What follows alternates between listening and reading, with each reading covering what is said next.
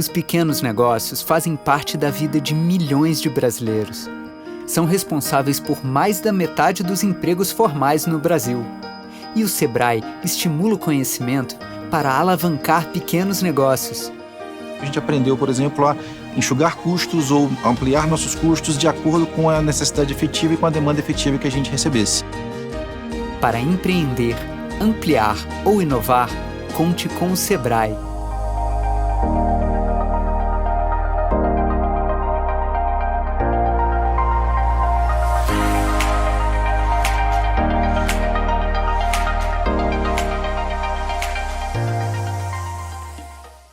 Muito boa noite, sejam todos bem-vindos ao Rio Ethical Fashion. Eu sou Yamê Reis, diretora executiva, e queria agradecer em primeiro lugar ao Lab Moda Sustentável por fazer essa discussão tão importante para o nosso setor, como políticas públicas podem contribuir para a mudança na moda. Queria agradecer também ao nosso patrocinador Sebrae, aos nossos apoiadores consulados dos Países Baixos e ao Instituto E, ao nosso apoiador acadêmico, Instituto Europeu de Design, e todos os nossos apoiadores institucionais e parceiros do RESP. Eu queria deixar agora vocês com a nossa moderadora, Cris Guterres. Bom debate a todos. Olá, pessoal, boa noite. É um prazer estar aqui com vocês para a gente falar de políticas públicas e sustentabilidade na moda. É muito importante esse tema. Eu sou jornalista, sou colunista do UOL, da revista As Minas. No mundo da moda, eu trabalhei durante alguns anos como head de comunicação de um projeto que se chama Periferia Inventando Moda, que é um projeto que vem transformando vidas de jovens e de pessoas que querem iniciar através da moda e que são provenientes das periferias da cidade de São Paulo, que é um lugar onde a gente já discute sustentabilidade há bastante tempo, porque a gente precisa fazer muito com bem pouco. E eu quero chamar a atenção para a gente falar aqui do tema do painel hoje, que dizer para vocês que moda não é só passarela, moda não é só roupa, não é só tendência ou consumo, moda também é política, ainda mais que nós estamos a 2 dias de eleições municipais no Brasil. Falar de moda hoje também é falar de política.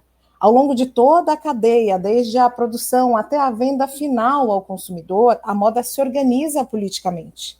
Atualmente, uma das grandes preocupações está relacionada ao fato de que a moda precisa promover transformações estruturais para se tornar ainda mais responsável, mais transparente e ética. Para isso, é necessária uma intensa participação do poder público e de quem faz moda, no que diz respeito a elaborar, implementar e acompanhar políticas que permitam uma mudança na indústria fashion, em direção a uma atuação cada vez mais sustentável. Por esse motivo, o Rio Ethical Fashion e o Lab Moda Sustentável se juntaram para promover esse painel aqui, para que a gente possa estabelecer uma conversa assertiva e entender mais sobre como as políticas que estão em pauta no momento, como a reforma tributária, a logística reversa ou o marco regulatório de substâncias químicas, como é que eles podem influenciar de maneira positiva no nosso dia a dia, no trabalho com a moda. Para isso, eu quero agradecer aí os nossos participantes aqui do painel, nossos panelistas. Muito obrigada a todos por estarem aqui. Quero começar pelo Haroldo Silva, chamando Haroldo para você se apresentar aqui para o pessoal. Por favor, Haroldo. Olá, é uma alegria estar aqui, é uma satisfação, obrigado pelo convite. Inclusive, vou agradecer minha amiga Camila, que também é amiga da BIT, que me apresentou e me deu a oportunidade de estar com vocês. Um pouquinho sobre mim, eu sou economista-chefe da Associação Brasileira da Indústria Têxtil de Confecção, trabalho na casa há quase 2 décadas já, sou doutorando em Ciências Sociais e Políticas pela Universidade Católica aqui de São Paulo, pela PUC. Sou mestre em Desenvolvimento Econômico pela Universidade Federal do Paraná, sou advogado, especialista em Direito Tributário, pesquisador universitário, né, e professor também.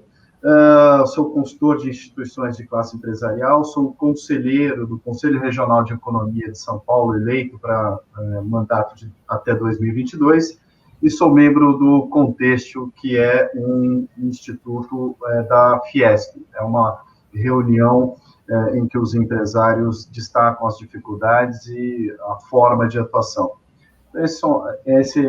A minha luta sempre é também, não só no campo econômico, mas no campo político, para trazer competitividade às empresas brasileiras e, com isso, também geração de postos de trabalho que o nosso país tanto precisa, especialmente em momentos como esse da pandemia. Então, mais uma vez, agradeço a gentileza do convite, estou à disposição, espero que a gente tenha aí uma ótima conversa nesse comecinho de noite, sexta-feira 13, mas vai ser, sem dúvida nenhuma, fechar um Dia das Bruxas muito bem. Obrigada, Haroldo. A gente é que agradece a sua presença.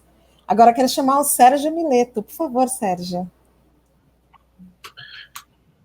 Boa noite a todos, muito obrigado. Cris, é uma honra estar aqui com você, com a Suelma, com o Marcos, com o Gustavo, com o Haroldo e agradecer aqui tanto a Rio Fashion, na pessoa da IAB, como a Lucilene Dansinger, do Lab Moda Sustentável, porque talvez esta seja uma das reuniões mais importantes para a gente conversar com o pessoal da cadeia da moda. Queria cumprimentar todo mundo que está nos assistindo pelo YouTube e dizer que nós, da Alampime, Associação Latino-Americana de Micro e Pequena Empresa, que existimos desde 1997, fomos fundados na Nicarágua, e no qual participam da Alampime 14 entidades de 14 países da América Latina, temos uma preocupação muito grande com a inclusão econômica e social. E entendemos que a política, a gente não precisa gostar da política, mas a gente tem que entender que quem não gosta é governado por quem gosta. Então, as consequências das decisões políticas, elas nos afetam. E hoje, o que nós vivemos na América Latina é uma consequência das decisões políticas do passado.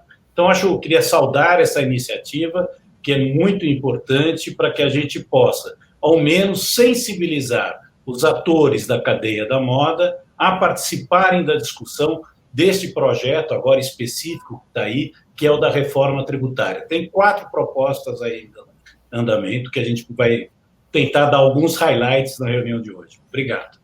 Obrigada a você, Sérgio. E eu chamo agora para se apresentar o Gustavo Pinheiro.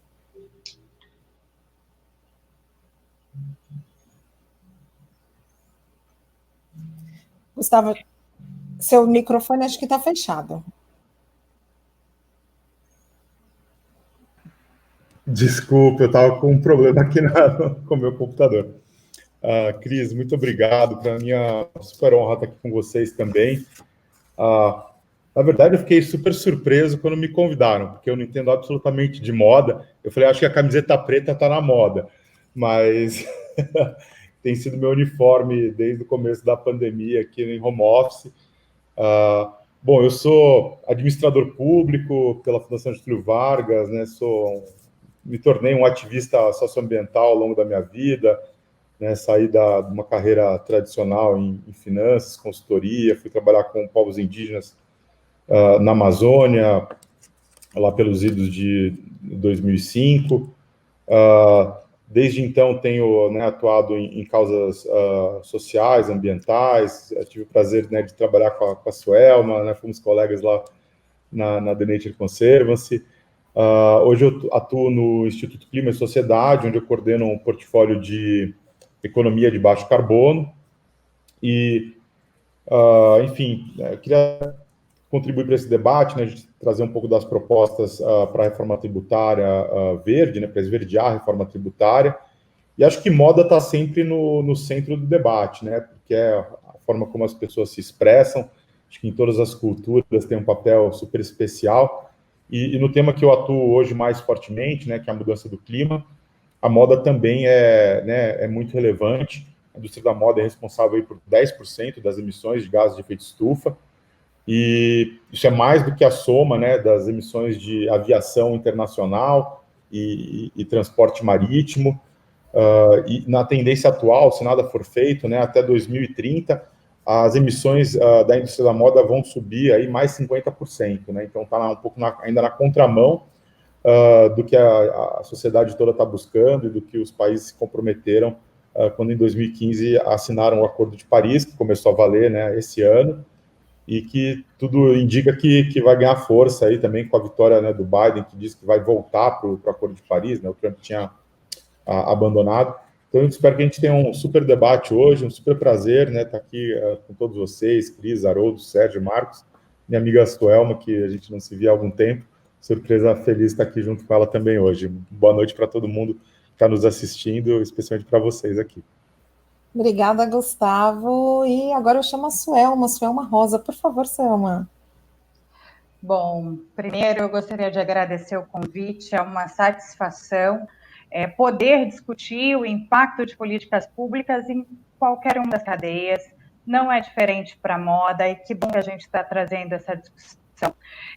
Hoje eu atuo como diretora de Relações Governamentais da Dow, que é uma empresa de ciências de materiais que está no começo da cadeia de produção da indústria da moda, né, de várias maneiras, com várias moléculas, mas eu também sou presidente do Instituto de Relações Governamentais, que é um instituto que trabalha todas as dimensões do relacionamento entre o setor público e o setor privado.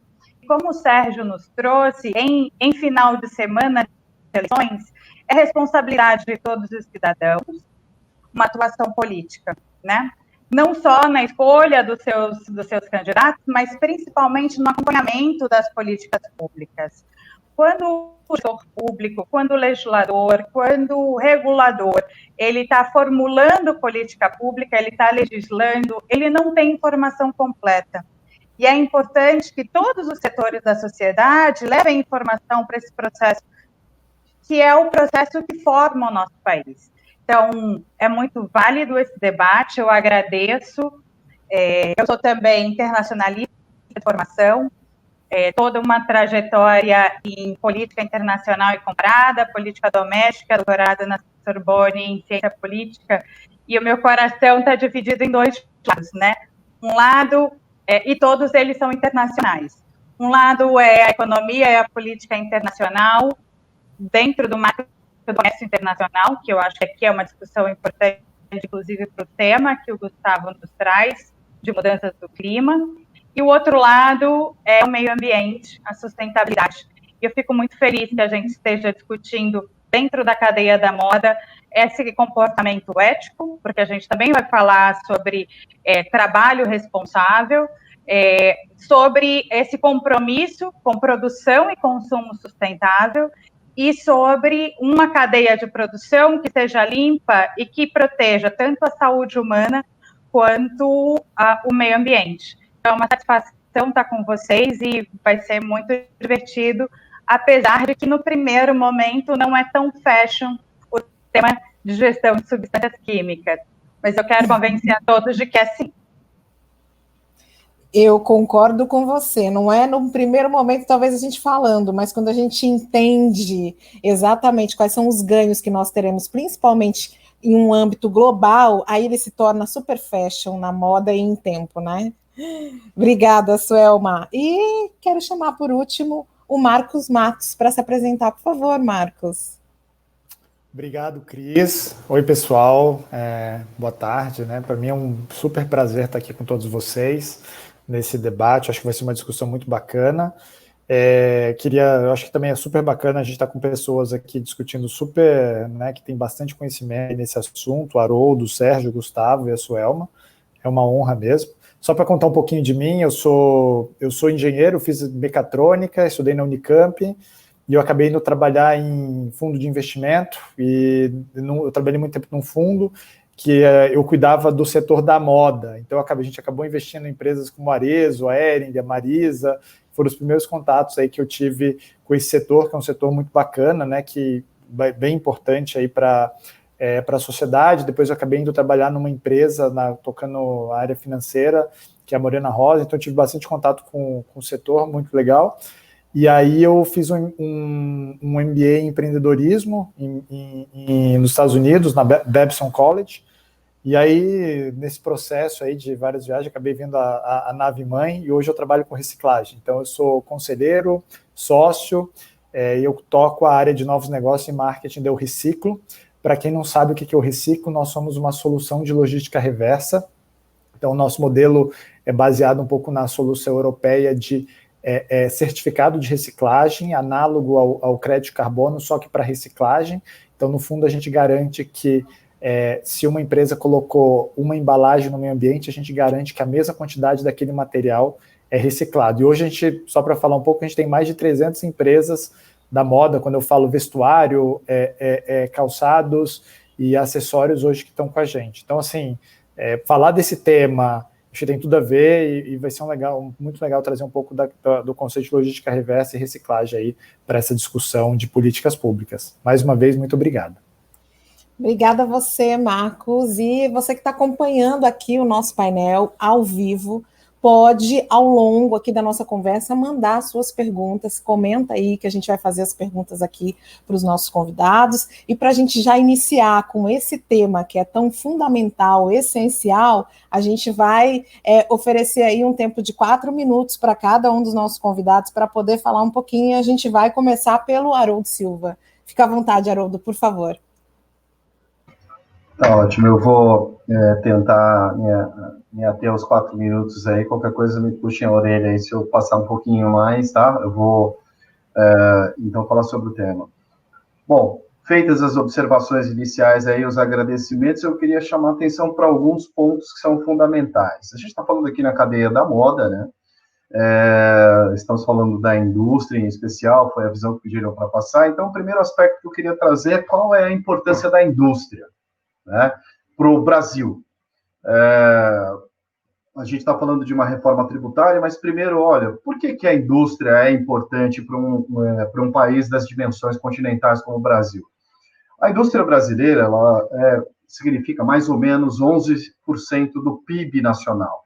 O PIB é o Produto Interno Bruto, é a junção de todas as riquezas que são realizadas pelo brasileiro ao longo de um ano. Então, 11%, mais ou menos, é o que a gente tem hoje de riqueza gerada pela indústria. Mas isso já foi muito mais. Isso já foi 30% há algum tempo atrás, tá? Não faz tanto tempo assim. Então, a gente vem num processo em que a indústria vem perdendo participação na geração de riqueza brasileira. Isso não é bom, isso é ruim. O Brasil não se tornou um país rico para perder espaço na geração de riqueza a partir da indústria. A indústria é importante, Haroldo, não só pela geração de riqueza, ela também é importante em relação à pesquisa e desenvolvimento. A gente está falando aqui de novos produtos, essa pegada ambiental apropriada. Não sei se os senhores sabem, mas 67% do investimento realizado em pesquisa e desenvolvimento no país privado vem da indústria.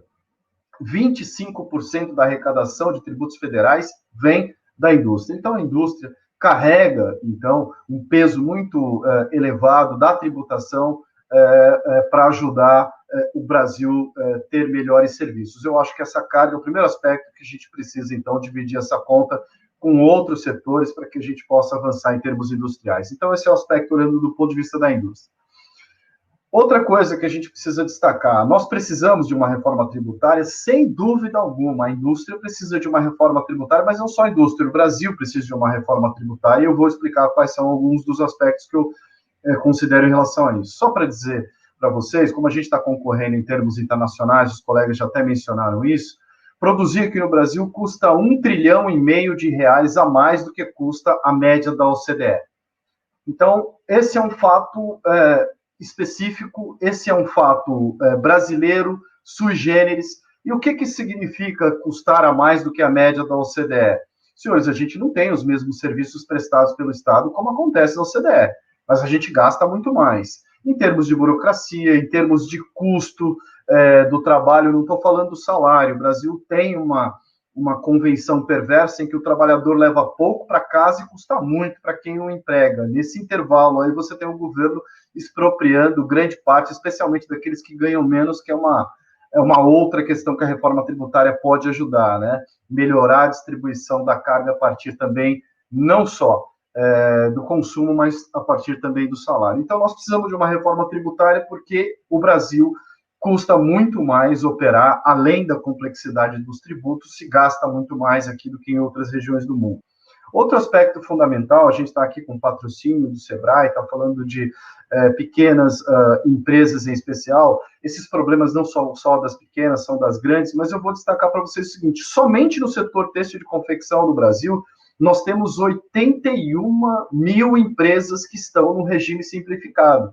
Muita gente estranha esse número, porque a BIT, por exemplo, fala que nós normalmente temos 30 mil empresas no setor. Quando a gente fala isso, a gente está dizendo empresas com 5 ou mais empregados. As empresas do Simples, que tem 1, 2, às vezes só o dono, o CNPJ, eu não estou nem falando só do MEI. O MEI é muito mais do que isso, passaríamos a 3 centenas de milhares.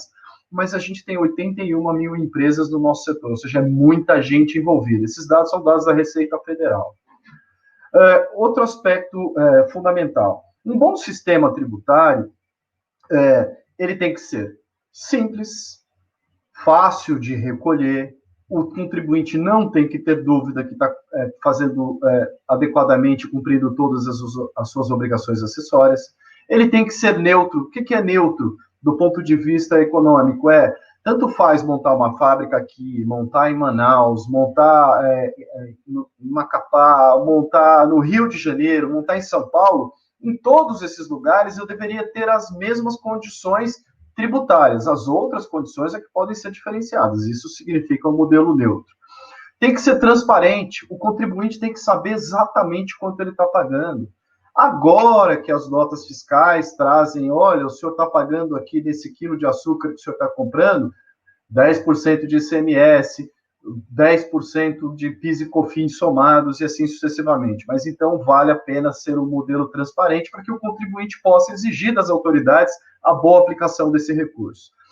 Ele deve ser também, esse modelo, deve ser ter uma igualdade, aí desculpem, né, a igualdade que eu estou falando é a igualdade aristotélica. O que é a igualdade aristotélica? Aqueles que podem pagar mais, devem pagar mais. E os que podem pagar menos, devem pagar menos. Ou seja, eu tenho que ter aí uma justiça social na aplicação do tributo. Não sei se os senhores sabem, mas aeronaves e embarcações, talvez em grande parte do Brasil, são menos tributados do que essa camiseta que a gente está usando, que você compra, que o uniforme escolar. Então é isso. Não existe igualdade aristotélica, estão cobrando muito mais de quem tem menos. O uniforme escolar é mais tributado, por exemplo, do que esses bens que eu acabo de mencionar. Outra coisa importante, o sistema tributário adequado, ele deve tributar mais a renda e deve tributar mais o patrimônio, e menos o consumo. Porque tanto faz, vamos imaginar que alguns dos que figuram na Forbes e são brasileiros, eles, quando compram alguma coisa no supermercado, o peso do tributo sobre eles é idêntico ao peso de uma senhora que ganha aposentadoria de um salário mínimo. Então, tributar consumo não é necessariamente alguma coisa apropriada. E, só para destacar, não sei se já passou meu tempo, Cris, não? Posso falar mais 2 minutinhos, mais 1 minutinho? Posso? Então, eu queria falar agora que nós temos estudado 3 diferentes reformas que estão sendo discutidas de maneira, eu diria, mais séria. O que é uma pena, no meu ponto de vista, é que o Executivo não se engendrou, não entrou de verdade para discutir nenhuma delas com a perspectiva de aprovação e de avanço. O que a gente tem visto são outras disputas. E é importante mencionar, a gente está num painel que trata de política pública e nós temos sim que fazer política. As pequenas empresas têm que fazer política. A sociedade tem que fazer política. O que significa dizer? Por exemplo, nós teríamos no nosso setor aqui uma oneração à folha de pagamento, uma reoneração à folha de pagamento. Empregar no Brasil já é caro, seria mais caro ainda se não tivesse tido uma ação política de várias entidades e especialmente da ABIT, por exemplo, pressionando o Congresso, dizendo, olha, precisamos derrubar o veto do presidente da República, senão vai ficar mais caro ainda empregar no Brasil. Então, isso é fazer política, e eu acho que essa política foi uma boa política realizada a apertar. Pierre Bourdieu trata disso como a teoria da luta dos campos, né? Então, a gente tem campos de atuação que a gente tem mesmo que enfrentar. Por último, nós temos 3 políticas que o governo brasileiro poderia pegar uma delas e levar de fato adiante, no meu ponto de vista, que talvez isso acabe sendo missão para o Legislativo. Uma é a PEC 45, que está na Câmara, que trata de um IVA. O que é um IVA? É um imposto sobre valor adicionado, ou seja, cada elo da produção vai acrescentando alguma coisa e lá no finalzinho o consumidor paga esse tributo. E esse IVA seria composto sobre PIS, COFINS e IPI. Esses seriam 3 tributos. Me desculpem, é uma sopa de letrinhas, mas se eu for explicar cada um deles o que significa agora, eu demandaria muito tempo. Mas o IVA, então, é um imposto sobre consumo. E ele incluiria também esse IVA, o ICMS e o ISS. Transformaria tudo isso num tributo chamado IBS. Essa é a PEC 45. Qual o defeito que eu vejo da PEC 45? Há um período de transição de mais ou menos 10 anos, o que isso significa dizer que a gente tem um modelo tributário que é ruim, que está evidenciado que é ruim, a gente teria um modelo tributário ruim por 10 anos e um outro adicional, ou seja, mais um problema para ser administrado pelos contribuintes brasileiros ao longo de 10 anos. Eu acho que tem que ter um processo de transição, mas ele tem que ser mais curto. A gente tem a PEC 110, que é a que está no Senado, que ela inclui IOF, CID, IPVA, ITCMD, e ela tem várias alíquotas. Na minha forma de entender, existem aspectos da PEC 110 que podem ser adicionados a 45, mas eu acho o texto da 110 mais confuso, inclusive para especialistas. E, por último, a gente tem aqui, mais desenvolvido, um PL, que é o PL 3887, de 2020 também, que é do Executivo, e que reúne PIS e COFINS, transformando isso numa alíquota de 12%. Esses 12%, senhores, significa dizer o seguinte: hoje a soma desses 2 tributos é 9,25. Passará a ser 12. Aí tem uma história de crédito físico, crédito financeiro, mas resumo da ópera para quem está nos assistindo de uma maneira bem simples. O que o governo está propondo com essa alíquota é aumento de carga tributária. E para encerrar mesmo, a seguinte frase para concluir minha fala. Se a gente não lutar, a pequena e a microempresa vão ser, mais uma vez, penalizadas. Explico. Na Lei 123 de 2006, que é a lei que trata da micro e pequena empresa, que está dentro da nossa Constituição, portanto é um tema constitucional, ela diz que as empresas micro e pequenas elas têm que ter um tratamento diferenciado. Diferenciado, e a segunda palavra é mais importante, favorecido. E hoje a gente não está assistindo esse tratamento favorecido. Ele está diferenciado e está piorando a condição. E vejam, senhores, tudo isso que eu discuti de reforma tributária, em nenhuma das 3, a micro e pequena empresa tem algum tipo de vantagem. Ela foi totalmente excluída da discussão e eu acho que fazer política é colocar esse tema também. A gente está enfrentando em alguns estados brasileiros o ICMS sendo alterado e as micro e pequenas empresas pagando uma conta ainda mais alta do que já pagam hoje. É isso, muito obrigado. Tudo foi muito claro, foi bem bacana. Daqui a pouco eu vou te bombardear com perguntas aí, viu? Agora, para a gente seguir, eu vou chamar o Sérgio Mileto. Sérgio, por favor, eu sei que você vem aí falando também das micro e pequenas empresas, e eu já vou te dizer que eu também tenho uma pequena empresa, então eu estou aqui, ó, suando já com a fala do Haroldo. Então, por favor, nos ajude. Obrigado, Haroldo. Você facilitou muito a minha fala, porque o Haroldo só não tocou numa quarta proposta, que desde 2017 está na Câmara. E é uma proposta que é chamada de reforma tributária solidária e sustentável, e que procura atacar o aspecto que o Haroldo levantou, da injustiça tributária que o nosso sistema tem hoje. Então, e aí vem a questão de por que fazer política. Foi através de um movimento muito forte das entidades que defendem a micro e pequena empresa que se conseguiu avançar para criar a lei do Simples dentro da 123, da 123, que é a lei geral da micro e pequena empresa, ou podemos dizer que é o Estatuto da micro e pequena empresa. Ali também se criou a figura do MEI, para poder atender milhões de pessoas que estavam na informalidade, trazê-los para a formalidade, trazê-los para a cidadania. Só que o que aconteceu? Logo depois que foi criada a lei do Simples, quem tem uma empresa simples, em geral, paga um imposto aí, optante pelo Simples, de 6,5% ao mês sobre o seu faturamento. Só que quem está na área do comércio, do pequeno comércio, teve um grande prejuízo, porque ao se criar o Simples, os estados, as secretarias de Fazenda dos estados, puxados pela Secretaria de Fazenda de São Paulo, criou a figura da substituição tributária.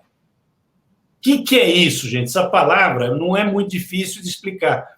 É assim, o governo parte do princípio que a pessoa que vende camiseta vai vender por um valor X. Então, quando ele compra o tecido ou compra a camiseta pronta da indústria para vender na sua loja, para o governo, ele já vai vender por aquele valor. Então, ele já paga o imposto na compra. Ainda as grandes empresas na cadeia vão pagar o imposto depois que faz a venda. A micro, pequena empresa, ao comprar, já paga. Tem aspectos positivos na substituição tributária que simplifica a arrecadação. Ou seja, vamos pensar em bares. Em vez do governo fiscalizar todos os bares, ele fiscaliza só as distribuidoras. Isto é uma maneira de dar alguma agilidade para o Estado. Mas nós não podemos esquecer as diferenças sociais que tem no Brasil. Eu não sou economista, mas tem uma frase da economia que diz assim, o Brasil ele não tem nenhuma razão para ser um país pobre. Nenhuma. Nada justifica. O Brasil e a América Latina são os maiores produtores de energia, são os maiores produtores de proteína, têm a maior biodiversidade do planeta, são a maior reserva de água doce e talvez, agora, petróleo também tem, né? E não estou falando do Brasil, estou falando da América Latina, e talvez esse seja o nosso problema. A gente, ao mesmo tempo, tem tanta riqueza e é muito cobiçada essas riquezas do Brasil.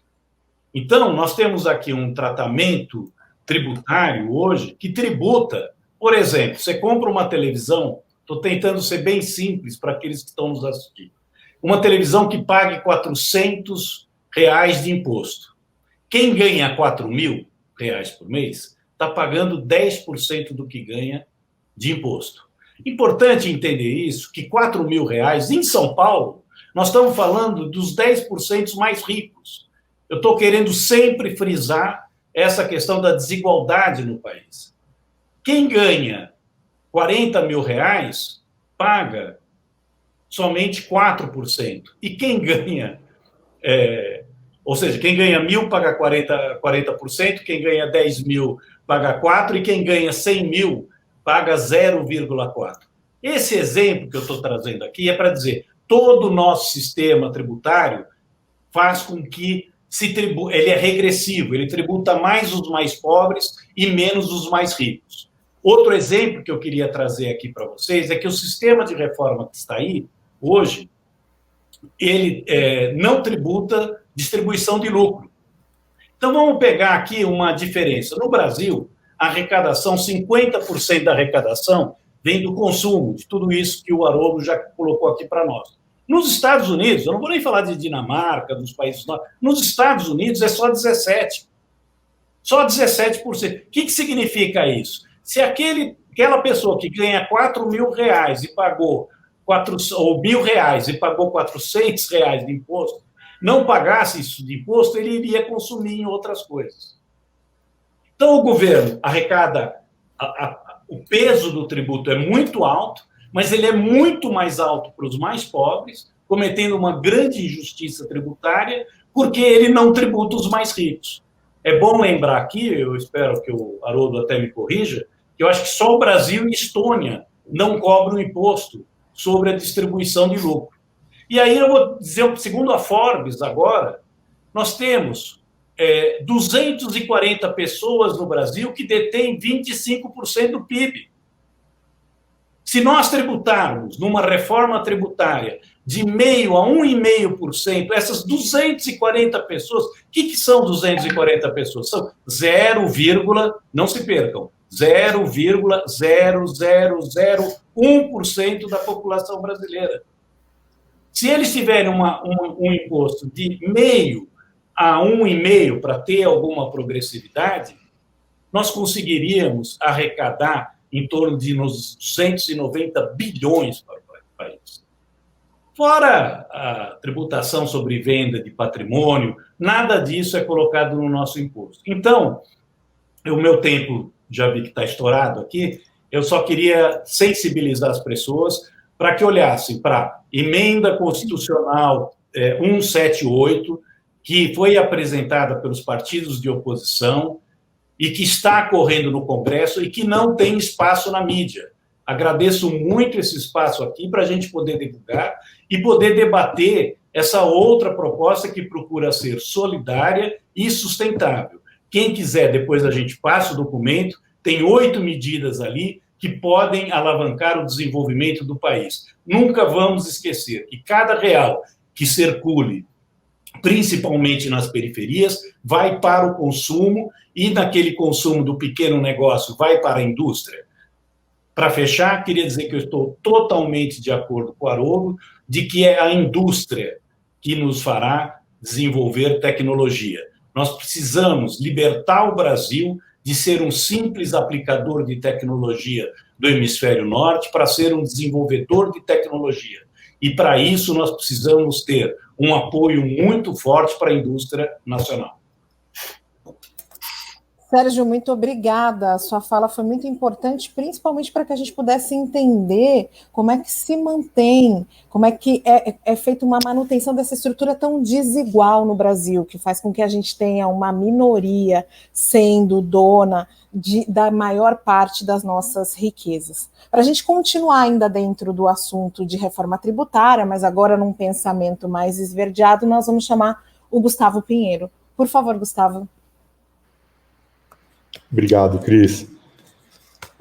Acho super, tanto né, o Sérgio quanto o Haroldo trouxeram questões super importantes, um país tão desigual quanto o Brasil e tão rico ao mesmo tempo, né, é quase uma dicotomia, né, um grande absurdo isso, e eu acho que realmente a nossa reforma tributária ela deveria ser pautada por esses princípios, principalmente da justiça tributária, né, a gente tributar realmente quem pode pagar mais e não essa tributação absurda onde quem é mais pobre, né, paga relativamente muito mais tributo do que quem ganha muito mais, ou do que quem tem um estoque de riqueza muito maior. Eu queria trazer essa outra perspectiva, né, que acho que a reforma, além dela ter que ser, né, o sistema tributário neutro, deveria ser justo, né, até talvez progressivo, né. A gente tem um sistema que é regressivo, né? Quem ganha menos paga mais, quem ganha mais paga menos, deveria ser o inverso. Ele tem que ser simples, né? Acho que o Haroldo estressou bastante esse ponto, que é uma questão super importante. No Brasil, se custa muito pagar impostos, né? As empresas elas têm áreas, né, tributárias só para pagar os impostos, é uma verdadeira epopeia, né? Às vezes nós, né, pessoas físicas, ou se você é uma MEI, um pequeno empresário, né, para você conseguir manter a sua contabilidade fiscal em dia é um verdadeiro pesadelo, né, porque é muito complicado fazer o recolhimento dos tributos no Brasil, calcular quanto você tem que pagar, então a gente precisa simplificar muito. E eu queria trazer essa outra perspectiva, né, que é a gente tentar também tornar a reforma tributária um pouco mais sustentável, né, talvez trazer um quarto pilar para a reforma tributária. Eu acho que isso também está alinhado, né, com um pouco com as tendências, né, de consumo e perspectivas do consumidor, né, e da sociedade. Enfim, no Brasil, né, mais de 80% das pessoas declaram em diferentes, né, matizes ideológicos, classes de renda, população urbana e rural, declaram, né, preocupação com o meio ambiente, mais de 75% declaram, numa pesquisa muito recente, né, solta aí há uma semana, preocupação com a Amazônia, com as queimadas, né, com o desmatamento. Em nível global, né, 2/3 dos consumidores globais dizem que ficou ainda mais importante limitar o aquecimento global, né, em função aí da pandemia, que, de certa forma, serviu como alerta, né, para essas grandes questões que nos desafiam. E o Brasil, hoje, né, trazer mais um número aí para a conversa, a gente subsidia pesadamente os combustíveis fósseis, né, que são responsáveis aí por grande parte das emissões de gases de efeito estufa. Tem uma organização que é o INESC, né, que até, enfim, a pesquisa que faz apoiada pelo ICS, eles acompanham anualmente, né, e de 2018 para 2019, os subsídios para a indústria de combustíveis fósseis saltou de 85 para 95 bilhões de reais. Isso é uma reforma da Previdência, né? O Paulo Guedes sempre falava que precisava ter uma potência fiscal de 1 trilhão em 10 anos, né? 100 bilhões por ano. Bom, a gente dá 100 bilhões por ano em subsídios, renúncias fiscais, gastos tributários, né? Tem várias categorias aí de tipos de subsídios para a indústria de combustíveis fósseis, né? Isso é para pesquisa, exploração, perfuração, refino e comercialização de combustíveis, né? Basicamente gasolina, diesel, gás de cozinha, que são altamente poluentes, né? Tanto para a questão climática quanto para a poluição também urbana nas nossas cidades, que se refletem em bem-estar, né, para a população, em danos para o sistema respiratório. Na pandemia, pesquisas, né, que correlacionaram, inclusive, a poluição nas cidades, né, a gravidade da inflamação do sistema respiratório das pessoas, né, então são questões super graves. E aí, só para trazer muito rapidamente, né, acho que as propostas para esverdear a reforma tributária, elas, né, um conjunto de 9 propostas, eu não vou detalhar cada uma também, porque, enfim, a gente poderia passar a live toda falando disso, mas eu acho que tem algumas coisas que são importantes destacar, né? Uma é garantir os princípios socioambientais no regime tributário, ou seja, que o regime tributário olhe para a sustentabilidade.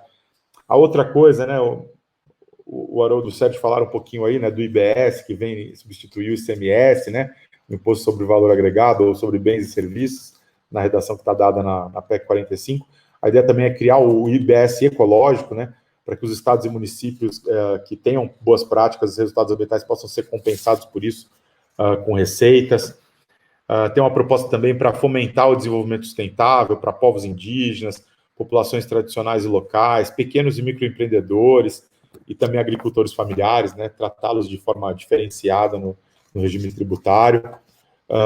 Garantir a justiça tributária sobre a propriedade, né, inclusive municipalizando o imposto territorial rural, que hoje é conhecido como imposto do vintém, né, porque você paga muito pouco pelo imposto sobre propriedade rural, enquanto que as pessoas na cidade pagam, né, valores altos pelo imposto IPTU, né, de propriedade territorial urbana. Então tem que dar uma equalizada nisso para que né, a terra também seja utilizada de forma sustentável e produtiva.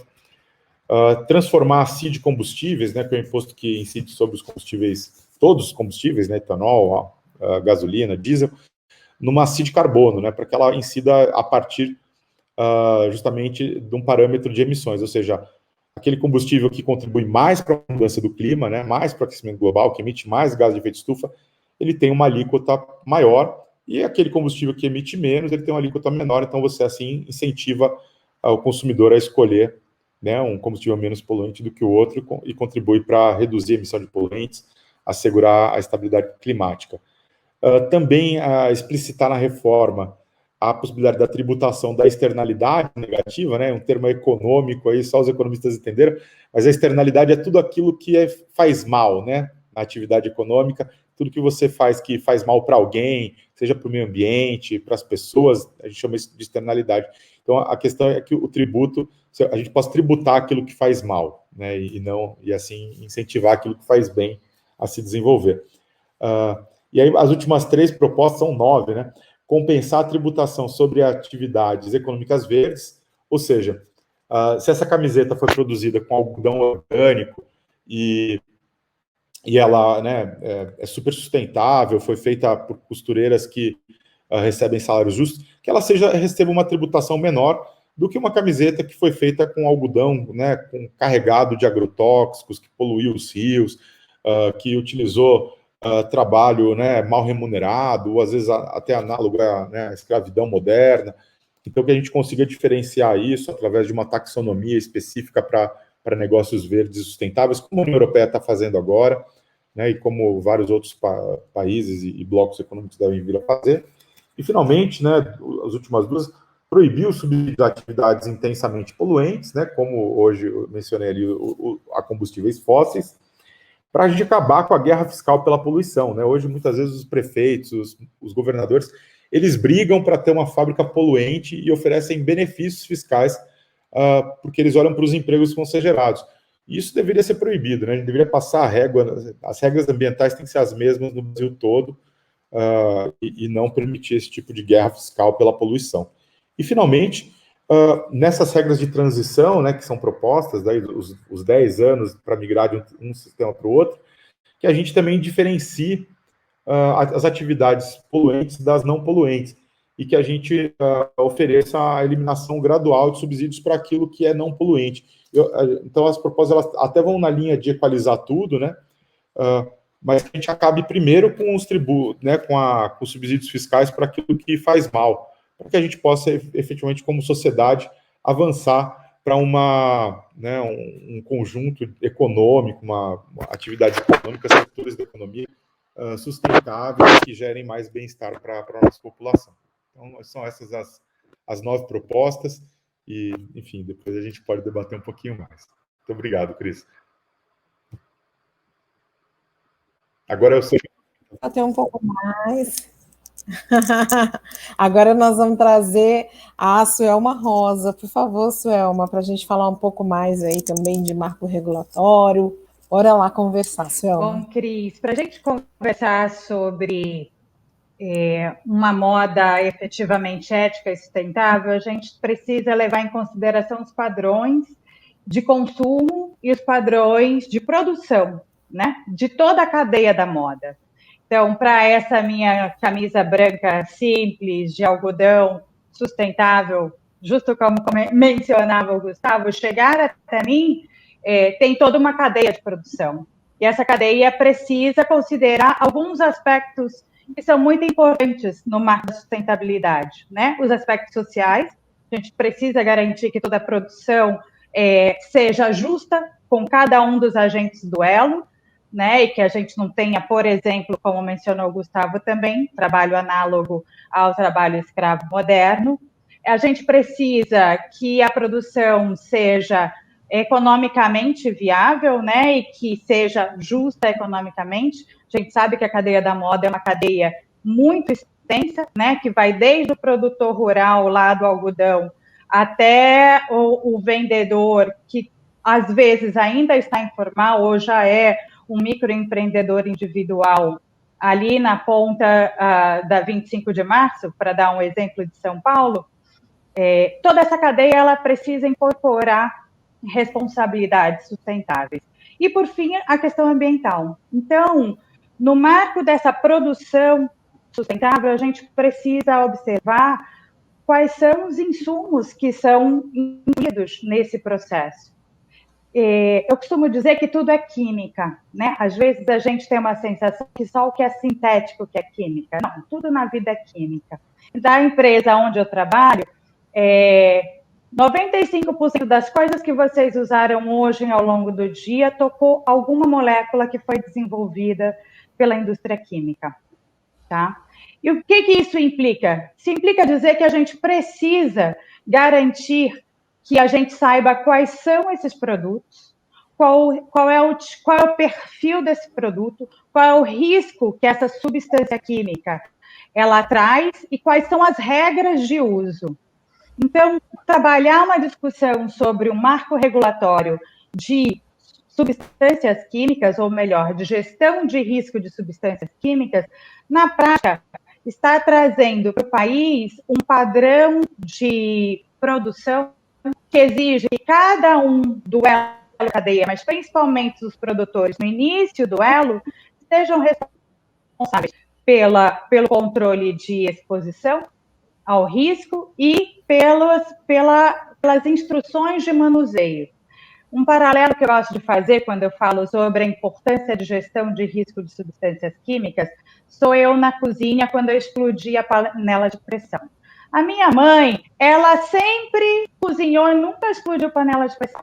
Por quê? Porque ela verifica que a borracha está bem, ela verifica se está saindo vaporzinho, né? Porque se não estiver saindo vaporzinho, ela explode. Pois bem, eu explodi e a cozinha ficou suja, chegou até a sala. Quando a gente tem um sistema efetivo de gestão de substâncias químicas, a gente sabe quais são as substâncias, a gente tem um inventário de substâncias, a gente sabe quanto das substâncias estão sendo utilizadas, portanto, a gente tem um controle de volume, a gente sabe quanto é produzido e quanto é importado, a gente sabe como elas estão sendo aplicadas na cadeia, a gente sabe as características técnicas dela, e a gente sabe quais são os riscos de exposição de cada uma delas. E aí se criam protocolos de como utilizar. né? A indústria está acostumada a protocolos de segurança. Se a gente não tem esses protocolos de segurança, a gente corre o risco de colocar a população, né, exposta a um risco de saúde, mas principalmente o meio ambiente. E é surpreendente que um país como o nosso ainda não tenha um marco regulatório que precisamente permita, né, gerir os riscos das substâncias químicas no país. Para vocês terem uma ideia, a União Europeia estabeleceu esse marco regulatório em 2006, né? Nessa jornada, entre 2006 e 2020, muito foi feito em termos de discussão ampla na sociedade brasileira, incluindo todos os atores que têm interesse nesse assunto, para estabelecer um marco regulatório. E se criou uma proposta de texto muito robusta de gestão de substâncias químicas, que se aproximam aos parâmetros da organização da OCDE, do Desenvolvimento Econômico Europeu, que foi mencionado antes, que traria algumas seguranças adicionais para a forma como nós produzimos no país. Isso traria rastreabilidade para a indústria e o consumidor lá na ponta saberá que tipo de produto, mas ele também poderia acessar a ficha técnica desse produto lá na agência reguladora competente, que será necessário criar para a gestão desse risco de substâncias químicas. Então, hoje existe um PL, um projeto de lei em tramitação, 6120, se não me engano, que foi apresentado no ano passado, que não reflete as discussões que foram realizadas no âmbito do extinto Conselho Nacional de Segurança Química, o CONASC. Ele ainda é incompleto, ele precisa de melhorias, porque ele propõe o inventário, mas só saber o que existe de substâncias químicas não é suficiente. Precisa fazer a gestão delas e precisa de fiscalização sobre elas. Então, quando eu penso a gestão de substâncias químicas, e talvez que já esteja tentando transformar o tema em mais sexy, Cris, a gente está pensando em como que a gente efetivamente transita para uma economia verde, né? Uma economia verde que considere os aspectos que o Marcos vai trazer de circularidade, de economia circular, ou seja, que a gente produza e considere descarte, que a gente considere as emissões de carbono, portanto, uma economia de baixo carbono, como mencionou o Gustavo, que a gente considere toda a disponibilidade de biodiversidade e seja responsável na repartição de benefícios dessa biodiversidade, como já foi mencionado também, trazendo as dimensões de bioeconomia, né, de bioinovação, mas também gerindo efluentes, gerindo poluição, tudo aquilo que já está consolidado nos últimos 40 anos de discussão ambiental. Então, a gente gostaria de que todos da cadeia da moda observassem a importância de fazer avançar um marco que nos traga conforto e que proteja a saúde da população e o meio ambiente, que seria um marco regulatório de gestão de risco de substâncias químicas. Obrigada, Suelma. Com essa sua fala fica ainda mais evidente o poder desse painel, quanto as falas todas estão incríveis. É só uma pena que a gente tenha pouco tempo, e aí eu vou passar para o Marcos agora para ele responder, então, a pergunta que a própria Suelma lançou aí, de como é que a gente caminha, Marcos, para essa economia mais verde. Opa, tô no mudo. Legal, tava no mudo aqui, desculpa. Ô, Cris, não, super legal. Achei muito boa a questão aqui da Suelma. E assim, eu vou falar um pouquinho, né, de logística reversa. Né? Logística reversa é um assunto muito relacionado com economia circular, com reciclagem e com sustentabilidade. Então, assim, só para a gente começar, no fundo, aqui eu acho que está muito na moda essa discussão, né? A gente está num evento da moda, falando de coisas da moda, né? Então, a gente está falando muito de economia circular. Então, a economia circular, no fundo, ela difere um pouco da economia linear. A economia linear, você pegava os recursos da natureza, transformava em produtos, esses produtos eram consumidos e as sobras eles eram descartados. E o que o pessoal está falando? Não, peraí, gente, como que funciona na natureza? Né? Na natureza você tem lá na floresta amazônica, você tem uma árvore que cai uma folha, ela entra em decomposição, que vira nutriente para a própria planta, que vira uma folha ou alguma coisa no futuro de novo. Então a economia circular é muito assim, olhar e falar, pô, peraí, como que eu consigo utilizar os recursos dessa cadeia que eu posso reutilizar ele? E uma forma para você reutilizar os produtos de forma melhor é a própria reciclagem, que no fundo, quando você utiliza, quando você, sei lá, você consome um produto de bem de consumo, no caso a gente está falando aqui da indústria da moda, quando você compra um produto, você vai lá, você pega uma sacola, a roupa vem num plástico, tem um tag, você pega aquilo lá, usa a roupa e você joga essas embalagens fora. Como que eu consigo pegar esse material e reutilizar ele várias vezes na cadeia produtiva para que eu não tenha que ficar tirando coisa nova, né? Então, como que eu faço isso? Né? Então, assim, eu acho que está muito, muito legal. E aí um conceito, só para a gente começar, a gente fala muito de sustentabilidade, eu vi esse conceito lá atrás que eu gosto muito. Então, no fundo, assim, sustentabilidade é eu deixar para os meus filhos, descendentes, a quantidade de recurso no planeta, o planeta nas mesmas condições ou melhor da que eu encontrei agora. Então, na lógica de economia linear, a gente vai usando cada vez mais os recursos. E quando a gente fala de 7 bilhões de pessoas, acaba gerando, né, um consumo muito grande de recursos. Quando a gente olha para a economia circular, que eu consigo aproveitar isso de uma forma mais racional, eu consigo maximizar esse assunto. Mas indo para a logística reversa, para esse assunto de políticas públicas, aqui no Brasil, só para vocês terem uma ideia, 90%, mais de 90% do resíduo sólido urbano, ou seja, o lixo aqui da nossa casa, tudo, ele é coletado.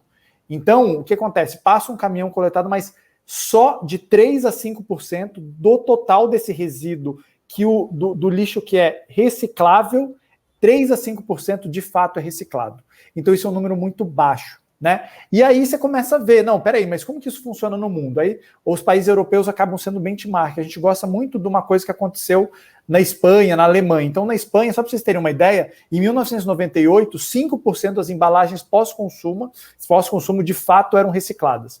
20 anos depois, esse número está em quase 80%. Então, eles conseguiram transformar em uma geração isso. A Alemanha passou por um processo muito parecido. E esse ano eu estava conversando com a Úrsula, que é uma alemã que está desde 1990 trabalhando com logística reversa lá, ela é uma especialista, ela falou, Marcos, se não tiver política pública com logística reversa, com reciclagem, não vai, né? Então a base disso é um pouco, né, o tema da nossa discussão aqui, e aí também eu vou puxar um pouco para a indústria da moda. Então em 2010 surgiu a PNRS, que é a Política Nacional de Resíduos Sólidos, que ela estabelece logística reversa. Então ela fala de logística reversa de vários materiais, óleo lubrificante, lâmpada, e em 2015, derivando da PNRS, foi criado um acordo setorial de embalagens, onde que as principais empresas do Brasil foram lá e falaram, não, olha, a gente está trazendo uma proposta para resolver esse problema. E aí o que aconteceu? No fundo, hoje, no caso da indústria da moda, se a gente for fazer uma analogia aqui, hoje a indústria da moda ela ainda não precisa da destinação correta da roupa, né? Mas para a embalagem, ela precisa destinar 22%, assim, garantir que foi reciclado 22% das suas embalagens. Ou seja, mas por que não colocaram 100%? Porque lembra que eu falei que a capacidade de reciclagem no Brasil 3 a 5%? É 3% pelo IPEA e 5,6% pelo Sinis. Então, assim, não dá para você puxar tudo de uma vez. Então, peraí, vamos setar uma meta de 22%, e essa meta ela vai evoluindo à medida que, né, a gente vai conseguindo atingir os percentuais de reciclagem. Como aconteceu na Europa, como que está acontecendo nos todos os países onde teve essa questão da política pública. Então, assim, no caso da indústria da moda, todas as embalagens que eu falei, a sacola, o tag, o plástico que vem numa roupa, uma caixa de sapato, tudo isso, as empresas precisam da destinação correta, né? E aí, assim, a gente tem que ver que a logística reversa tem umas coisas muito legais. Quando você olha no Brasil, todo mundo fala, você já deve ter olhado, ter escutado isso, o percentual de embalagens, de latinha de alumínio que é reciclada é mais de 90%, né? E por que isso, né? Eu vou contar uma história bem breve para vocês, assim, só para exemplificar. História não, um exemplo. Eu gosto muito de ir na praia. Quando você vai na praia, e você toma uma cervejinha, né? Então você toma uma cervejinha, você toma uma latinha, dá meia hora, passa alguém querendo levar sua latinha. Posso pegar sua latinha? Faz no dia seguinte, toma uma long neck, você toma ela, dá o dia inteiro, ninguém passa pegando. Você pega, vai embora e joga a sua long neck de vidro no lixo. Por que acontece isso? Né? Por que o catador ele não pega o vidro, ele pega o alumínio? O alumínio, ele recebe em média, isso eu estou pegando dados médios do nosso sistema Brasil todo do ano passado, R$4.000 a tonelada. O vidro, ele recebe R$140, R$150. Então, ele não tem incentivo financeiro para fazer isso. Né? Então, o que acontece? Então, no fundo, e o alumínio tem R$4.000, então a conta fecha. Então, assim, o que a gente percebeu? E lá na Europa o pessoal percebeu isso na década de 90, que para você ter uma logística reversa, uma taxa de reciclagem que seja eficiente, a cadeia daquele material tem que ser economicamente viável. Ah, entendi, bacana. Então, se eu virar para esse catador lá na praia e falar, cara, se eu te der mais R$300 a tonelada do vidro, para você pegar o vidro, ao invés de ganhar R$150, você vai ganhar R$450, você pega o vidro, ele vai falar, pego, porque eu sei que uma latinha, uma garrafinha de vidro é 10 vezes mais pesada que uma latinha, beleza, a conta começa a fechar. Então, no fundo, né, uma das formas que o pessoal na Europa, e a gente também usa aqui no Brasil, para tentar resolver esse problema, assim, foi criada uma política pública, a PNRS, né, uma lei que estabelece ela está sendo hoje cobrada tanto pelos ministérios públicos, órgãos ambientais, né, e o próprio Ministério do Meio Ambiente. Então, o que acontece isso?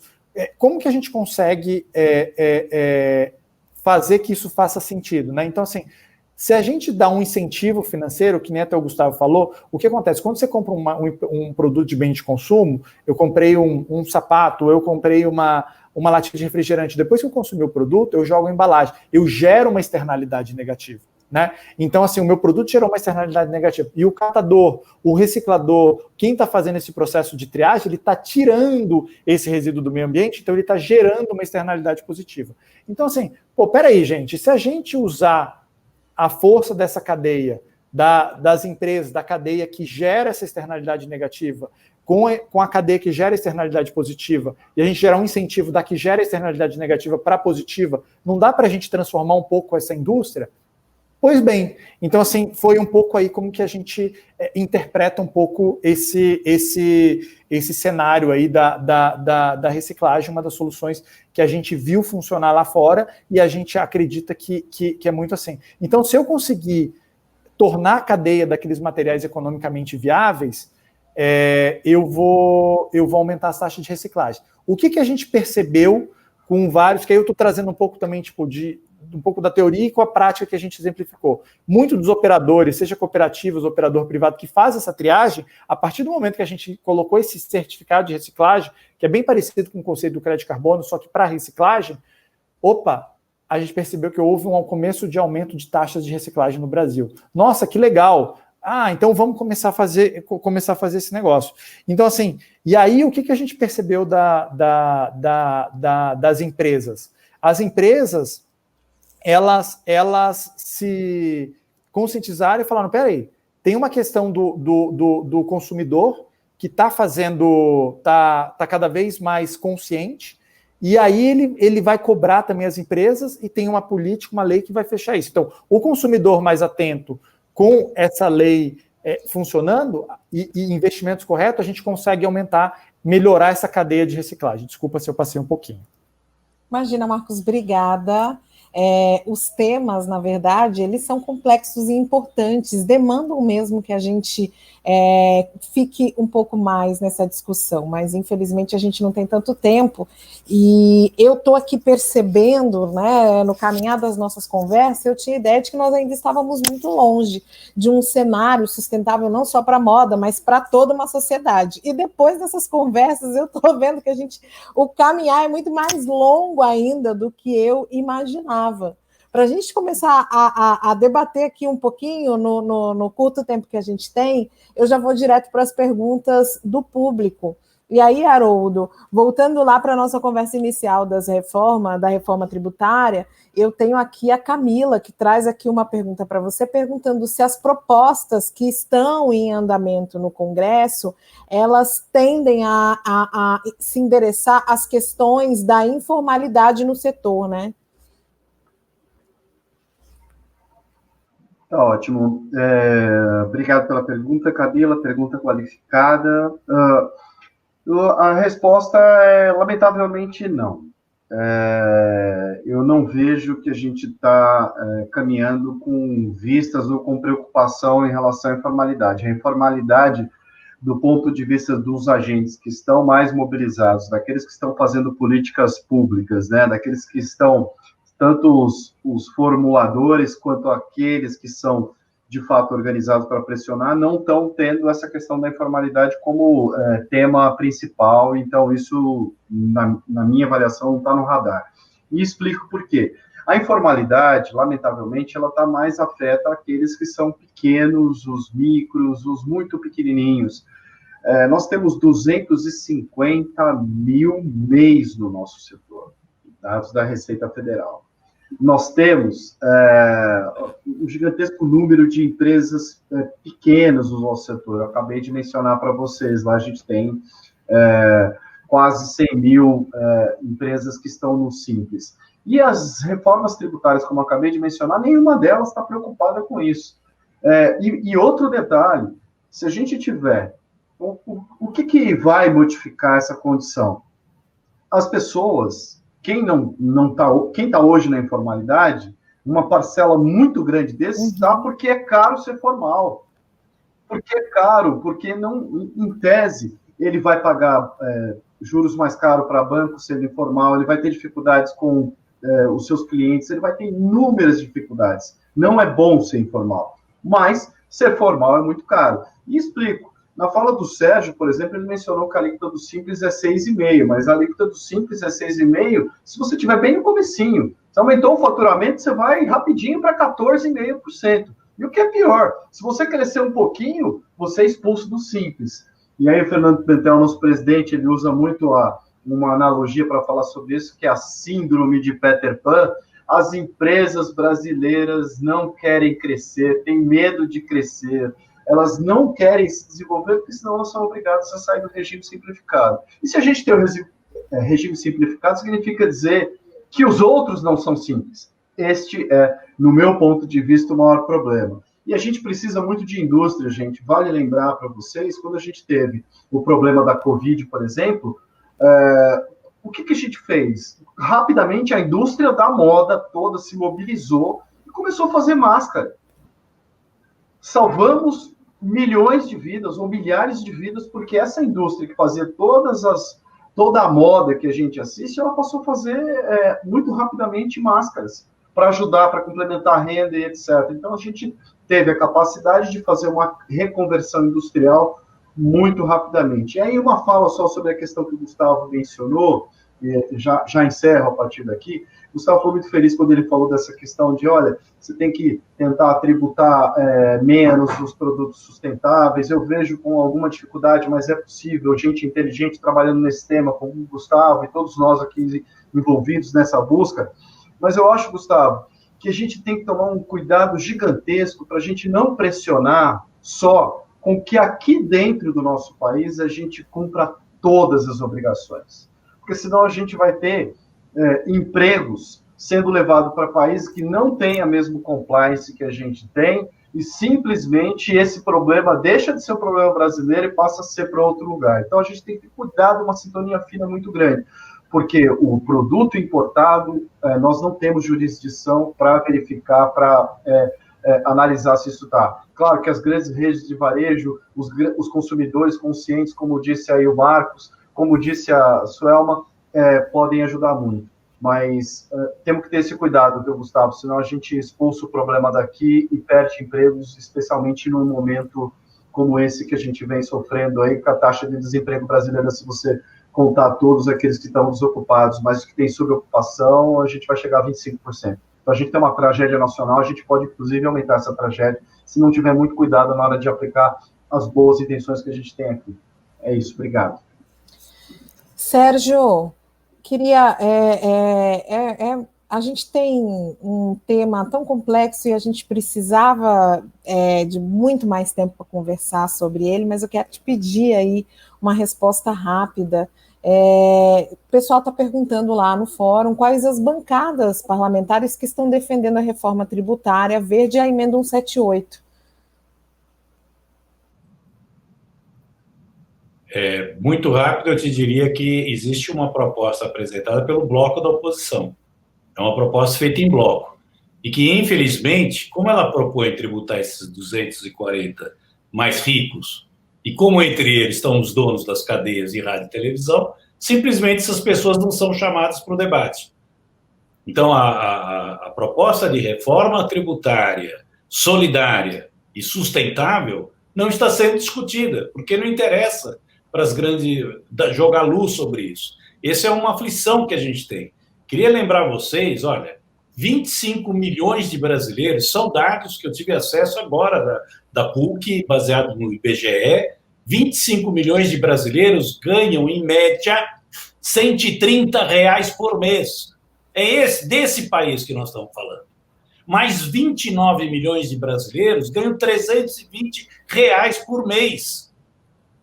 Mais outros 25 milhões, 540 em média. É disso que nós estamos falando. Nós estamos falando do país onde, em São Paulo, quem ganha mais que 3 mil faz parte dos 10% mais ricos.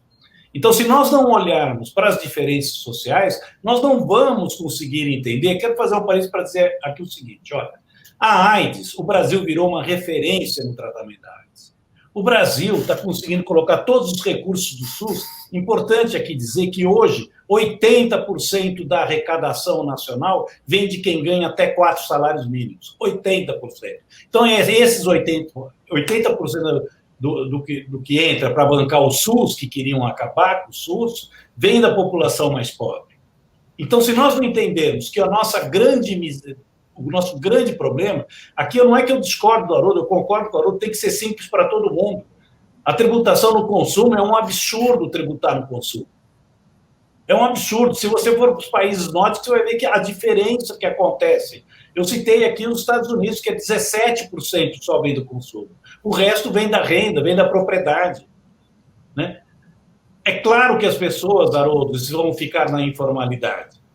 Mas não é só... Por quê? Porque o dinheiro ele tem que ou ele paga por imposto ou ele come. Então, eu quis dar esse cenário aqui desses dados, porque, às vezes, as pessoas olham para a sociedade como se a sociedade fosse mais homogênea. E nós precisamos entender que o Brasil, apesar de estar sempre entre as 10 nações mais ricas do mundo, está, se não me engano, é 150, não, 160, a classificação dela em termos do índice Gini. E em algumas coisas, nós somos piores que Botsuana.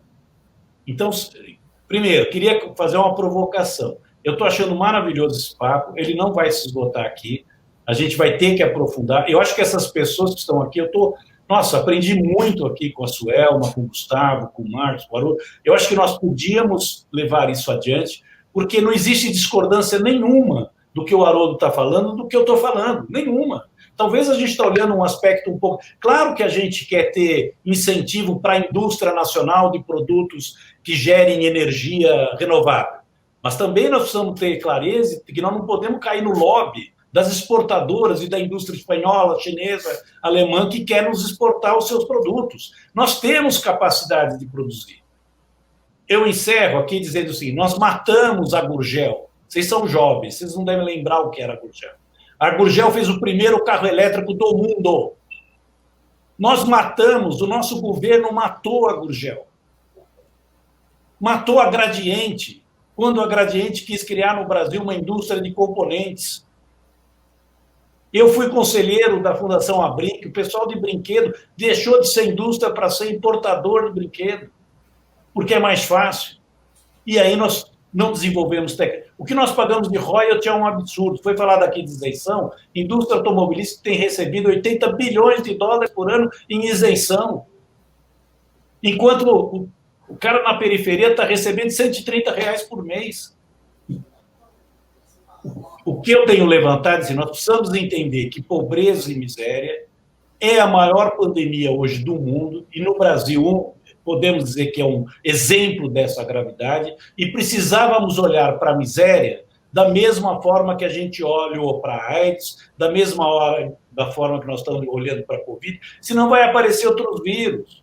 Porque os vírus que aparecem vêm também por causa da miséria. Né? Então, nós precisamos olhar o mundo de se nós não diminuirmos as diferenças sociais, não vai adiantar simplificar imposto. Não vai adiantar. E é claro que é fundamental. Então, eu me coloco aqui à disposição desse time para a gente continuar nessa caminhada, nessa ideia de que essa proposta, só para dizer o seguinte, queria dizer para vocês que a proposta da EMC 178 é uma proposta que veio dos auditores fiscais, veio da Associação Nacional de Auditores Fiscais da Receita Federal, a Federação Nacional do Fisco, o Instituto de Justiça Fiscal, o Sindifisco Nacional, a Oxfam e o DIEESE. E ninguém presta atenção. Será que essas pessoas não sabem pensar? Ninguém cita essa proposta, que está lá desde 2017. Vocês não vão ver no Jornal Nacional ou na Globo News nenhum economista da PUC, da Unicamp, vocês só vão ver alguns economistas que dialogam com um determinado modelo econômico que continua propondo esse tipo de reforma progressiva. Aliás, regressiva. Obrigada, Wilson. Obrigada, Sérgio. Sua fala foi muito potente, muito importante, principalmente para que a gente entenda que nós temos, sim, uma potencialidade enquanto nação para que a gente reverta esses números que colocam o nosso país como um dos países mais desiguais aí do planeta, ou até mesmo como um dos países onde é mais difícil se manter uma empresa viva aqui dentro. Gustavo, vamos lá, vou perguntar para você, 9 propostas da reforma tributária verde. Qual dessas aí você acredita que tem potencial aí para se tornarem reais? Tá, vamos lá. Acho que tem 5 delas que eu vejo com grande potencial, porque são propostas que, de certa forma, têm a chance de unir aí vários grupos, né, em torno delas, e não vejo grande resistência. Uma delas é a criação do IBS ecológico. Acho que é uma proposta que tem a potência de reunir, principalmente, apoio também de prefeitos, e isso pode ajudá-la a avançar, né? O fomento ao desenvolvimento sustentável, acho que ela une aí, né, um bojo de atores sociais, pequenos empreendedores, deveria ser uma proposta encampada por grande parte do parlamento. A transformação da CID combustíveis na CID carbono é uma proposta que, apesar da resistência, obviamente, do setor de combustíveis fósseis, deveria ser encampada por toda a sociedade, e não vejo por que haveria uma barreira no Congresso, né? Enfim, se a gente tiver congressistas de bom senso.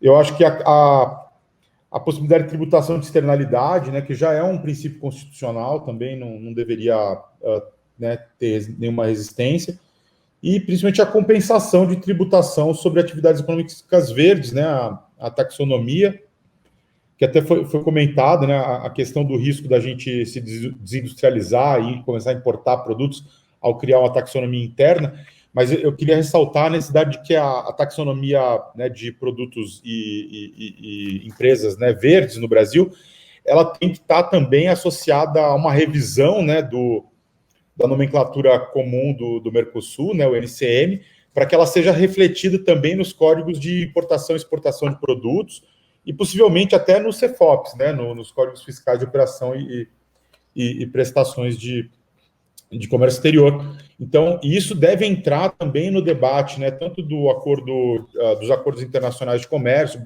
Mercosul, União Europeia.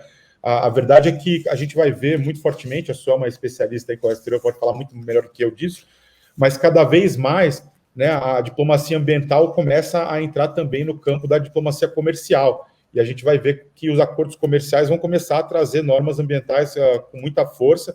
E eu acho que avançar nessas taxonomias, tanto internamente quanto no comércio exterior, é preponderante, e avançar junto, né? As coisas têm que andar junto para que a gente não troque a produção sustentável aqui pela importação de produto sujo. Obrigada, Gustavo. Isso é o pessoal da moda quer saber do algodão. O pessoal principalmente quer saber como é que você avalia a pressão do agronegócio, né? O algodão incluído para flexibilização do uso de agrotóxicos, que muitas vezes já estão proibidos na maioria dos países, mas a gente vem assistindo aqui no Brasil situação adversa, onde vemos uma entrada muito maior dessas substâncias. Obrigada, Cris, que ótima pergunta. Eu gostaria de ver a ciência de volta à moda, né? No sentido que, nos últimos anos, aparentemente, a gente voltou a uma época pré-científica, né? Pré-método científico, e a gente já tinha acreditado ou entender que o planeta era plano desde antes da morte do Galileu, no 1642, e de repente a gente descobre que ainda tem um montão de gente acreditando que a Terra é plana. Então, assim, ciência antes, né? Se a gente retorna ao ponto que eu comentava inicialmente sobre a importância de ter um sistema nacional de gestão de substâncias químicas e entender que para alimentar um planeta desse tamanho, com os 7 bilhões, os 9 bilhões de pessoas projetadas, para os padrões de consumo que a gente ainda mantém, hoje eu já cheguei a ter 30 pratos, hoje eu tenho 7, tá? Para manter esses padrões, e é muita, ó a cara do Gustavo, foi o Gustavo quem disse para diminuir, para eu mudar os meus padrões de consumo. Então, para a gente considerar esses padrões de consumo, para a gente considerar a totalidade da necessidade de atender a população, a gente precisa de inovação. E o que a gente precisa, então? E aí, seja tanto no agronegócio, na indústria, porque não está limitado ao agronegócio. O uso e a aplicação de substâncias químicas, como eu falei para vocês, está em 95% das coisas com que vocês cruzaram hoje. É fundamental, primeiro, entender a ciência por trás disso, o que é essa molécula, quais são os riscos que ela gera, como que podem ser mitigados, qual é a forma adequada de uso, ou se não é adequado de maneira alguma. Existe hoje, mundialmente, uma série de convenções internacionais de meio ambiente que regulam justamente o uso de substâncias químicas, o transporte de substâncias químicas para proteger a população. E eu estou falando de insumos e de produtos finais também. Essas convenções, eu vou citar 3, depois vocês podem procurar lá no Google, a Convenção de Estocolmo, a Convenção da Basileia, a Convenção de Roterdã, elas regulam justamente isso, né? Então, se a gente pensar que a gente precisa voltar a um mundo onde a gente acredita em ciência e toma decisões em base à ciência e formula políticas públicas em base à ciência, não é de se estranhar que um ator da sociedade defenda os seus interesses. Eu não sou cientista química, na verdade, eu sou cientista política internacionalista. Então, assim, para mim, o lugar da sociedade é que todos tragam os seus interesses, coloquem sobre a mesa e deixem transparente. Mas em alguns temas, como gestão de risco de substâncias químicas, a gente precisa colocar sobre a mesa também alguns conhecimentos científicos que provavelmente eu não terei nem capacidade de entender se me jogarem um artigo na mão. Então, quando a gente fala sobre o uso de defensivos agrícolas, quando a gente fala sobre produção de algodão, a gente precisa, primeiro, garantir que a gente tenha um sistema robusto, nacional, de gestão de substâncias químicas, que esse sistema tenha os inventários de todos os insumos que são aplicados, que tenham as regras de uso, como eu fiz a brincadeira da panela de pressão, que a minha mãe sabe usar e eu não sei usar. É possível que a forma de utilização esteja inadequada, é possível que a ciência por trás não esteja completa, é possível que a gente precise transitar para novos produtos inovadores. Mas aí a gente precisa ter um sistema que seja rápido para a incorporação de inovação, que a indústria está aqui, gerando inovação, e leva 10 anos para um produto novo, sustentável, entrar no mercado. Porque tem todo um processo até que um produto, uma molécula, uma substância química entre no mercado. Então, eu dou um passo atrás, entende? A gente precisa ter um sistema em curso, a gente precisa acreditar em ciência novamente, e aí a gente pode discutir em base a evidências se um produto, se um insumo, se uma molécula, se uma substância deve ou não deve ser aplicada. Mas mais importante de tudo é ter um sistema e ter capacidade de fiscalização e de forçar, né, de fazer valer a lei, porque no caso do nosso país a gente ainda tem leis que pegam e leis que não pegam. Obrigada, Suelma. Marcos, agora os 3 minutinhos finais aí para responder essa pergunta. Eu estava aqui, Marcos, quando você começou a falar de logística reversa, eu fui lembrando de um sentimento que me pega muitas vezes, é quando aquela roupa que fica velha, o que eu faço com ela? Me dá uma dó no coração jogar fora, jogar no lixo. Então, mas eu não tenho, como consumidor, eu não vejo um destino muitas vezes para essa roupa. E aí eu queria ver no âmbito desse empresário de moda, de que maneira que a logística reversa pode propiciar aí um descarte sustentável para essas peças. Não, Cris, super legal a pergunta, bem bacana. No fundo, assim, essa é uma questão que a Joelma falou bastante, é ciência, né? Então, tipo, hoje você tem tecnologia para fazer vários tipos de tecido, né? Que nem você mencionou, só que depois para você reutilizar eles acaba ficando muito difícil, né? Hoje você tem algumas máquinas que fazem desfibrilamento, que você pega, por exemplo, algodão e ele consegue quebrar esse algodão em partículas menores, né? Tipo, sei lá, não partículas menores, mas você consegue reutilizar ele. Então, hoje tem muita empresa que está reutilizando isso, né? Então, por exemplo, está ficando cada vez mais famoso. Hoje você tem empresas que estão lançando produtos de material reciclado. Por exemplo, você pega o PET, você recicla ele, transforma ele num tecido. A Adidas lançou um tênis. Então, você consegue fazer várias coisas, mas ainda é um desafio, porque você não tem ainda uma escala muito grande. Hoje, muito dessas ações, elas são ainda pontuais, está crescendo de forma exponencial, mas está fazendo isso. Mas com o tempo, assim, a partir do momento que você ganha escalabilidade para isso, você vai conseguir reutilizar esses materiais de uma roupa que você descarta ela pode ser, né, transformada em uma matéria-prima para você produzir outra roupa, né? Então, assim, é uma coisa que a gente espera bem. E hoje tem muitas empresas que fazem programas tipo de descarte de sapatos nas lojas, até mesmo de roupa, muito disso, às vezes, para doação, né? Então, a Joelma até falou, a Suelma até falou da questão até a questão do sapato dela, eu adorei, né? Que quando você pensa em sustentabilidade, né, em reciclagem, o reciclagem é o último, aqui, ó, tá aqui embaixo. Primeiro você repensa, você reduz, você reutiliza, né? Depois que usa essa roupa pode ter utilidade para alguém, e aí você recicla, né? Só para falar um pouquinho. Ai, Marcos, obrigada. Eu acho que nesse nosso painel aqui, uma das coisas que mais me marcaram também foi que a gente pôde ver a nossa responsabilidade enquanto indivíduos em cada um dos assuntos, para que a gente possa mudar toda essa cadeia exatamente como ela é posta hoje. Muitas vezes, a mediadora é a chata do tempo, a chata que controla o tempo, toda hora, 1 minuto, não sei o que.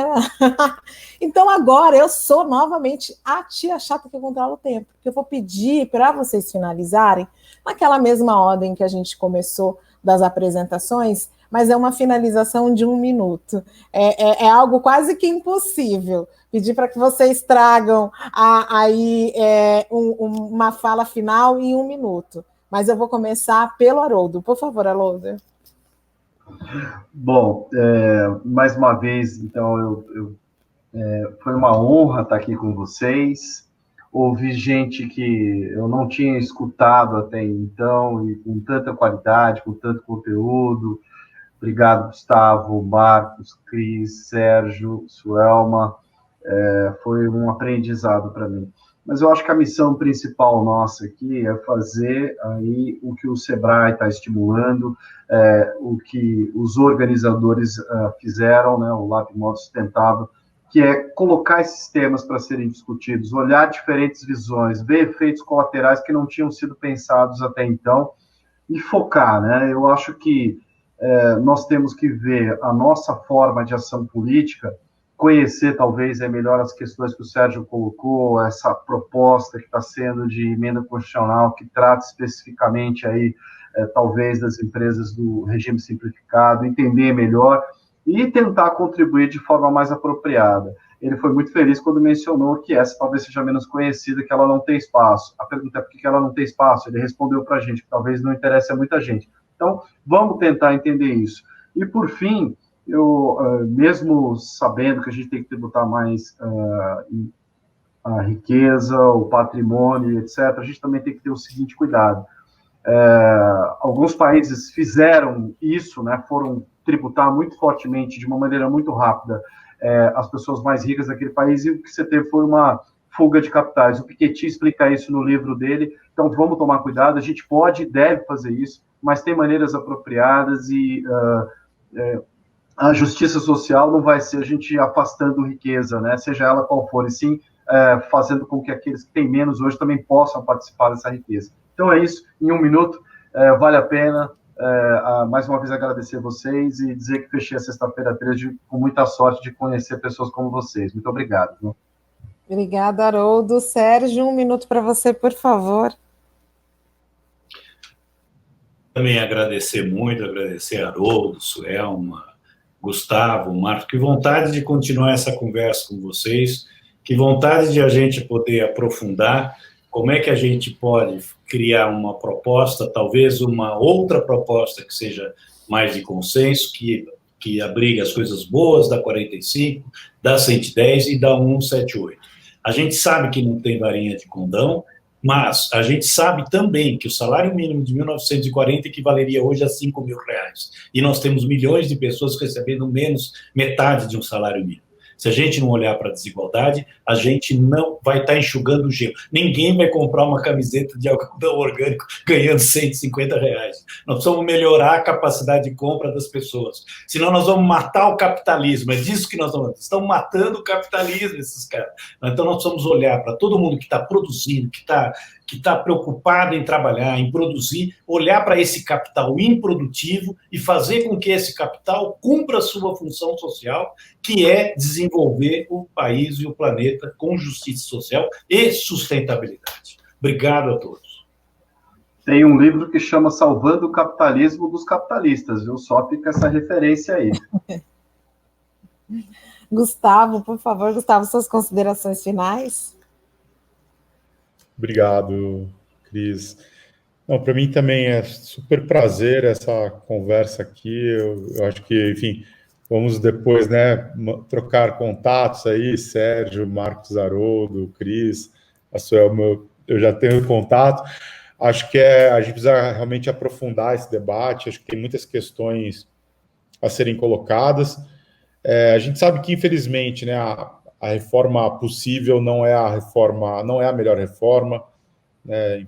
Tem uma conformação de forças no Congresso que impede que muitas das boas propostas avancem, mas a democracia é assim mesmo, né? A gente vai avançando degrauzinho por degrauzinho, às vezes a gente dá um passinho para trás, mas depois espero que dê 3, 4, 5 passinhos para frente, e acho que tem questões fundamentais, né, de política industrial, de políticas sociais, que estão totalmente correlacionadas. Acho que foi muito bem, né, oportuno lembrar aí, né, salvando o capitalismo dos capitalistas. Acho que esse não é um debate só no Brasil também, né, o mesmo debate se faz hoje nos Estados Unidos. A própria eleição do Biden versus Trump, né, teve muito desse debate sobre a questão de taxação e progressividade tributária. Na União Europeia também, né, se debate muito, desde as questões, né, da renda básica de cidadania, quanto o que é um salário digno, né? A gente tem um projeto com o Diese também, estamos olhando para essa questão da transição justa. Acho que é primordial a gente recuperar, né, o poder de compra da sociedade. Sem isso não vai ter desenvolvimento, e isso é o que faz com que uma nação, né, se desenvolva endogenamente também. Então, acho que estamos totalmente alinhados e vamos seguir esse debate, ainda que o evento tenha que terminar, infelizmente. Super prazer estar aqui. Muito obrigado, Cris, e todo mundo que organizou o debate, e a todos os palestrantes maravilhosos aqui também. Suelma, suas considerações. Bom, nada mais que agradecer e recordar a todos que políticas públicas elas só são bem formuladas quando a gente despolariza, quando a gente dialoga, quando a gente traz à mesa todas as partes interessadas, mas todas mesmo, né? Inclusive aquelas que muitas vezes nem têm capacidade de se representar. Quando o cidadão se importa e se posiciona sobre essas políticas públicas para pressionar os tomadores de decisão.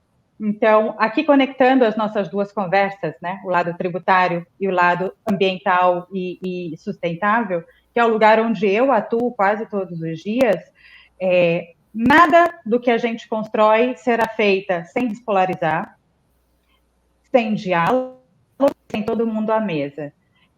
Então, a mensagem que eu queria deixar final nem é sobre gestão importante. É uma mensagem de que política pública afeta a sua vida e se você não participa dessa discussão, você será afetado sem nunca ter expressado a sua opinião. Então, participe, se engaje, diga o que você pensa. Obrigada, Selma. E Marcos, para a gente finalizar. Nossa, eu queria muito agradecer aí o convite de participar, aprendi um monte hoje aqui, e foi uma honra mesmo. E eu acho que uma coisa, né, que a gente fala muito, né, quando a gente está falando muito de políticas públicas, a gente está trazendo temas de sustentabilidade, né, e eu achei muito legal esse ponto da Suelma sobre, né, trazer todo mundo para discutir, né. Então, no caso aqui de reciclagem, de logística reversa, de economia circular, eu acho que a gente tem que pensar, né, que o negócio tem que ter o tripé, né, que a gente fala, tem que ser economicamente viável, tem que gerar um impacto ambiental e também tem que gerar as consequências de melhora social, né, de uma forma. Então, uma política pública que ela percebe a melhoria do indivíduo, que leva para a sua empresa, para a sua comunidade, para a sociedade, e que ela é economicamente viável, resolve uma questão ambiental, com impacto social, tudo isso, eu acho que assim, a gente consegue avançar bem rapidamente. Então, acho que para finalizar isso. Obrigado. Obrigada, Marcos. Eu gostaria que tivesse mais 1h30 de painel. Foi muito pouco para que a gente pudesse falar desses temas, mas eu quero agradecer a todos vocês, muito obrigada. E eu quero falar aqui algumas palavras, que a gente disse aqui algumas palavras, algumas expressões. Hoje a gente falou de diálogo, falamos de justiça social, simplificação tributária, diminuição das desigualdades, neutralidade, falamos de repensar, reciclar e, principalmente, reciclar nossos padrões de consumo e nossos padrões de produção. Entender que somos sujeitos políticos, na nossa individualidade, capazes, sim, de juntos fazer um movimento que promova uma mudança, uma transformação. Esse debate não acaba aqui, muito pelo contrário, acho que ele tem que se estender aí, tanto pelas redes, quanto em um ambiente em que a gente possa realmente colocar todos para dialogar e em busca de um avanço. Obrigado a todos.